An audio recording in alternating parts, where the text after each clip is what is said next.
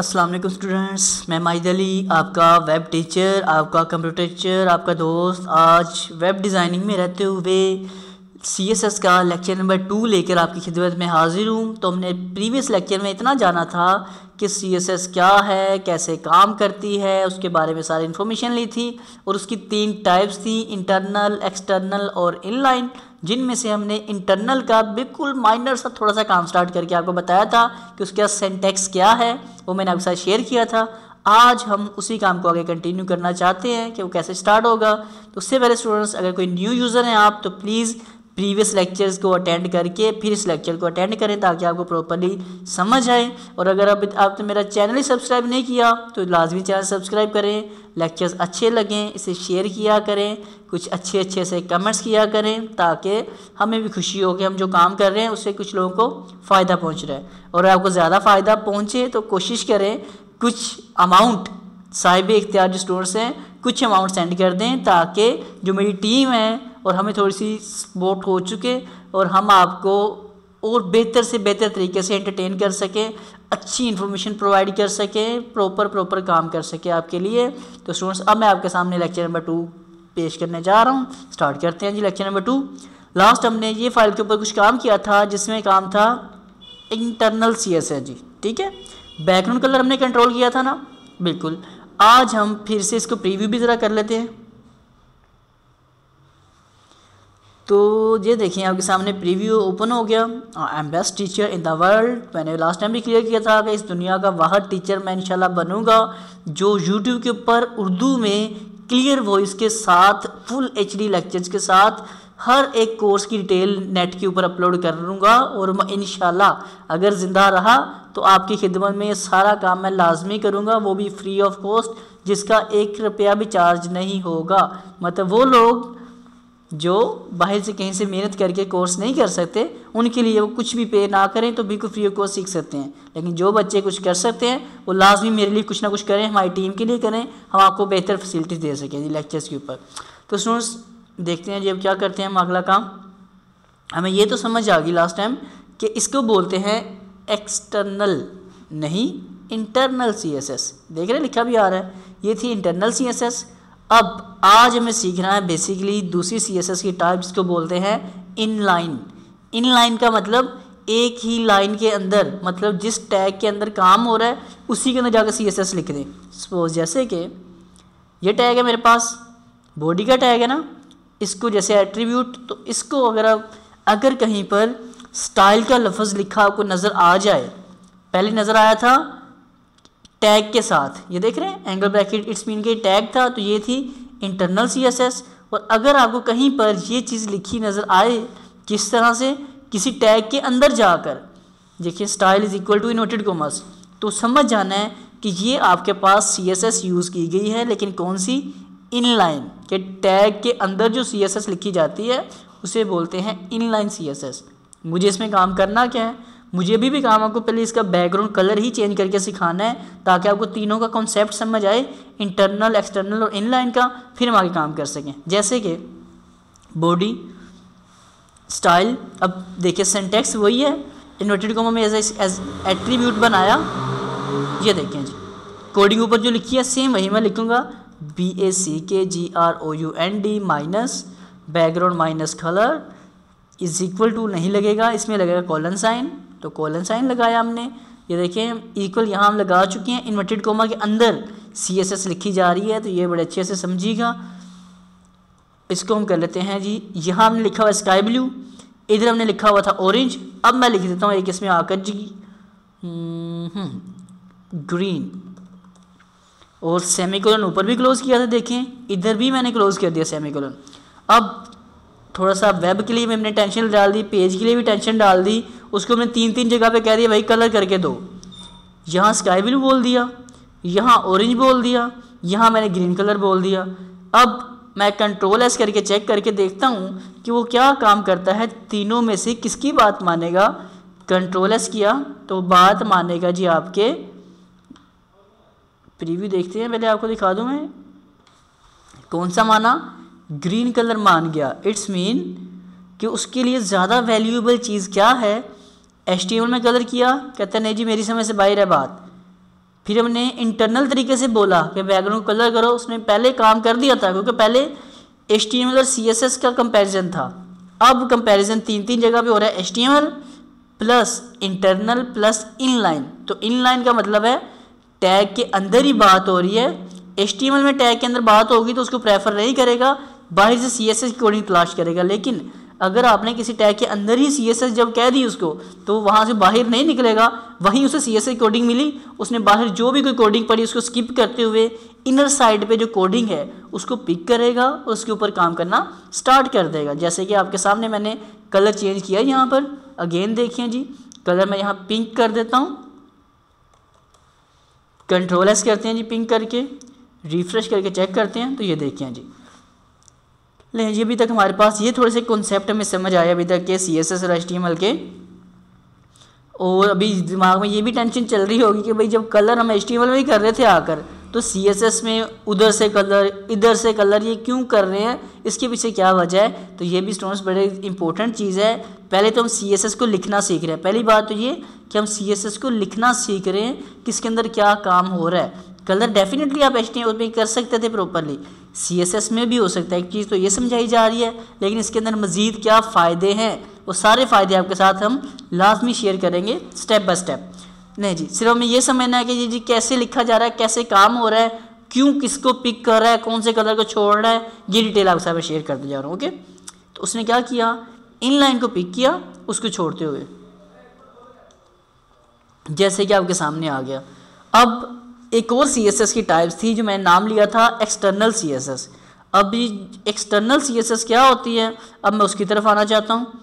External CSS में आने के लिए आपने सिर्फ इतना काम करना है, एक नया नोटपैड कर लेना है, ओपन स्टार्ट, इधर आते हैं, हम कहते हैं एक नोटपैड चाहिए, मिल गया। फिर इसके अंदर आपने आकर जैसे टैग बनाया था, टैग नहीं बनाना, ये क्रॉस मिटा देना है। टैग एक्सटर्नल CSS के अंदर एंगल ब्रैकेट का कोई कॉन्सेप्ट नहीं है, पहली चीज़ ये ज़हन में पक्की कर लेनी है। एक्सटर्नल CSS का जो पेज होगा उसके इनर साइड पर कोई एंगल ब्रैकेट का कोई कॉन्सेप्ट है ही नहीं। फिर किस चीज़ का कॉन्सेप्ट है जी, आपने सिर्फ इतना दिन में रख लेना। ये देखें, जो आपने इंटरनल CSS में काम लिखा था उसमें था हमारे पास स्टाइल टैग, इसमें बस स्टाइल टैग नहीं है, बाकी सारी कहानी सेम, वैसे सेम, हर तरीकाकार सेम रूल्स हैं, सिंटैक्स का तरीकाकार भी सेम है। जैसे कि मुझे बैकग्राउंड कंट्रोल करना है, BACK बैकग्राउंड, तो बैकग्राउंड किस चीज़ का होता है, वो होता है बॉडी का, तो सिलेक्टर बताना ज़रूरी है जी। बॉडी को कंट्रोल करें, एंगल ब्रैकेट तो मैंने कहा था लगानी है जी, एंगल ब्रैकेट लगा दी मैंने। बॉडी में जाकर बैकग्राउंड माइनस कलर कॉलन, कौन सा कलर करना चाहता हूँ जी, मैं इसमें कहता हूँ जी कलर कर दो येलो, एक येलो कलर किया, इसे कर दिया क्लोज। मेरी एक एक्सटर्नल CSS कोडिंग जी क्विकली डन हो गई। इसे करता हूँ मैं Ctrl+S करके सेव।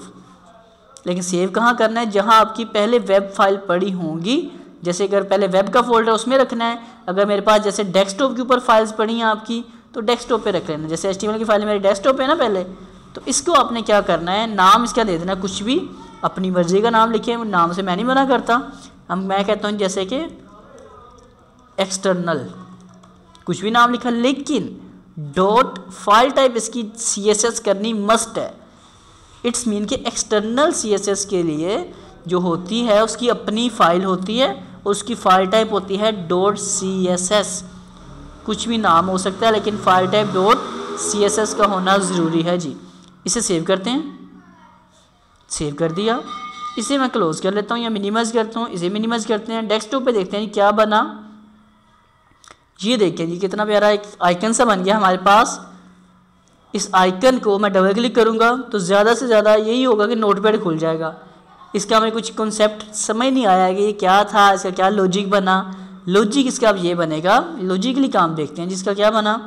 अब ये वाली फाइल का हमने करवाना है लिंक, एक अलग फाइल बना के रख दी। अब इस अलग फाइल का लिंक मैं चाहता हूँ मेरी इस फाइल के साथ हो जाए, जो पहले मेरे पास ABC वाली मेन फाइल जिसके अंदर पिंक कलर हमने किया होगा ये वाला, इस फाइल के साथ मैं उसका लिंक करना चाहता हूँ। तो वो लिंक करने के लिए आपको क्या करना पड़ेगा, जस्ट सिर्फ इतना काम करना है, आपने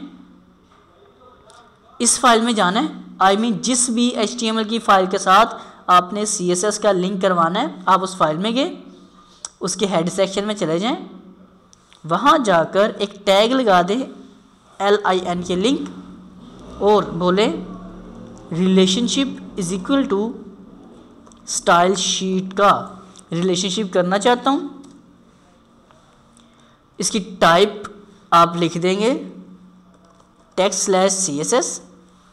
इसको आप अगर स्किप भी कर दें तो कोई इतना इशू नहीं होता, कुछ भी इतना कोई डिस्टर्बेंस नहीं हो पाती। जो टैग को काम करवाने की दो चीज़ें हैं, एक तो है रिलेशनशिप, दूसरा होता है हाइपर रेफरेंस, हाइपर लिंक।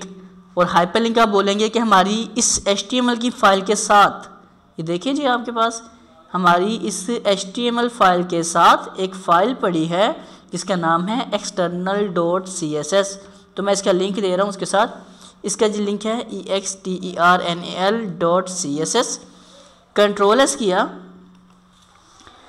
अब हमने जी चार मुसीबत डाल दी इस वेब पेज को। उसको बोल दिया कि पिंक भी करो, उधर भी कोई कलर बोल आया, ऑरेंज भी बोल दिया, HTML भी कलर बोल दिया।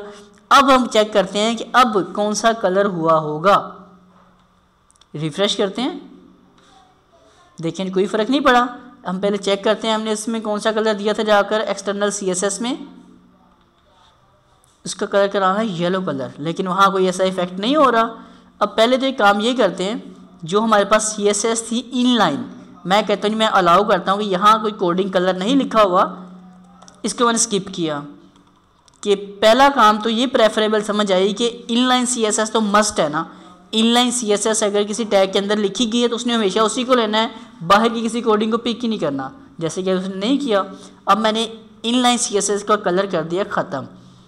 अब देखते हैं उसकी प्रॉपर्टी तो लिखी हुई है, वैल्यू मैंने स्किप कर दिया, वो वैल्यू बाहर से ढूंढने की कोशिश करेगा। अब देखते हैं क्या ऑरेंज कलर आता है कि येलो कलर आता है, मतलब वो किसको प्रेफर करता है, इंटरनल को या एक्सटर्नल को। रिफ्रेश किया हमने तो अब उसने किसको प्रेफर कर दिया, उसने प्रेफर किया एक्सटर्नल फाइल को। तो ये एक छोटा सा और कॉन्सेप्ट आपको यहाँ पे समझ आया कि अगर आपने किसी पेज को कंट्रोल किया है एक्सटर्नल CSS के ज़रिए और इंटरनल में भी अगर वही टैग लिखा हो गलती से, तो वो उसको स्किप करेगा इंटरनल वाले को, वो जाके प्रेफर करेगा एक्सटर्नल वाली फ़ाइल को। और अगर आपके पास इनलाइन में वो कोडिंग लिखी है तो बाकी सब को छोड़ेगा, उसको प्रेफर करेगा। पहला HTML तो स्किप हो जाएगा, CSS की जब बारी आएगी, क्योंकि अगर आपके पास इंटरनल होगी और HTML होगा तो इंटरनल एक्सेप्ट करेगा। पहले मैंने आपको समझा दिया प्रॉपर। उसके बाद हमने बात की कि अगर इनलाइन CSS में कुछ लिखा हुआ है, कोई कलर है, जैसे कि यहाँ पे मैं कर देता हूँ आकर ग्रीन, तो वो बाकी सब कलर्स को छोड़ के सिर्फ और सिर्फ पिक करेगा आपके इस वाले को, पिक कर लिया। और अगर आपने इनलाइन में कुछ नहीं लिखा हुआ, अगर आपने इनलाइन में कुछ नहीं लिखा हुआ तो आपके इंटरनल को और HTML को छोड़ के वो एक्सटर्नल फाइल में जो कोडिंग की थी उसको प्रेफर करेगा। तो स्टूडेंट्स ये हमारे पास 3 टाइप्स थी CSS की, जिनको किस किस तरह से कैसे कैसे करके कनेक्ट करके काम किया जाता है वो मैंने आपके साथ शेयर किया। अब इसके अंदर मज़ीद क्या क्या काम होंगे वो सारे मैं आपके साथ शेयर करता जाऊँगा। मेन जो जितना काम मैंने आपसे करवाना है वो सारा का सारा काम हमारा चलेगा सिर्फ़ और सिर्फ किसके साथ, इंटरनल के साथ। मतलब मैं ज़्यादा प्रेफर हमेशा इंटरनल CSS को करता हूँ, लेकिन कुछ ऐसे मौके हैं जहाँ एक्सटर्नल CSS का अपना ही काम है, बहुत मज़ेदार काम है, बहुत हमें फ़ायदा देता है, हमारा बहुत सारा टाइम सेव कर देता है। वो टाइम सेव करने से मुराद क्या है वो मैं आपके नेक्स्ट लेक्चर में स्टार्ट करता हूँ, एक्सटर्नल CSS का क्या फ़ायदा है ज़्यादा। लेकिन पहले काम इंटरनल CSS के ऊपर मैं नेक्स्ट आपके साथ काम करना स्टार्ट कर रहा हूँ। ओके स्टूडेंट्स, तो यहाँ तक काम करने के बाद हमें 3 टाइप CSS की समझ आ चुकी हैं। तो ये लेक्चर अगर आपको बच्चों अच्छा लगे तो प्लीज़ इसको शेयर करें, कमेंट्स करें, दूसरे लोगों तक पहुँचाएँ। वो लोग जो किसी अदारे में जाके कंप्यूटर नहीं सीख सकते, हो सकता है तो उसको ये लेक्चर डाउनलोड करके USB में उस तक पहुँचा दें, ताकि वो बंदा वहाँ बैठे सीख सके। अगर कोई इसका अच्छा रोज़गार लग जाए वो आपको भी दुआएं देगा, मुझे भी दुआएं देगा। वो तो इससे और बड़ी बात क्या है, ये हमें दुआओं से बेहतर कोई चीज़ मिल जाए। तो प्लीज़ आपको अच्छा लगे आप मुझे दुआएं करें, किसी और को बताएंगे वो आपको और मुझे दुआएं देगा। ठीक है जी, अब मैं आपके साथ दोबारा मिलता हूँ CSS के लेक्चर नंबर 9 के साथ। उसमें क्या कुछ काम होगा, क्या कुछ काम प्रोफेशनल तरीके से किया जाता है, वो मैं आपके साथ लेके हाजिर होता हूँ। तब तक के लिए बच्चों अल्लाह हाफिज़। ज़िंदा रहा तो आपकी खिदमत में फिर हाजिर होऊंगा। तब तक के लिए जी खुदा हाफिज़, बाय बाय।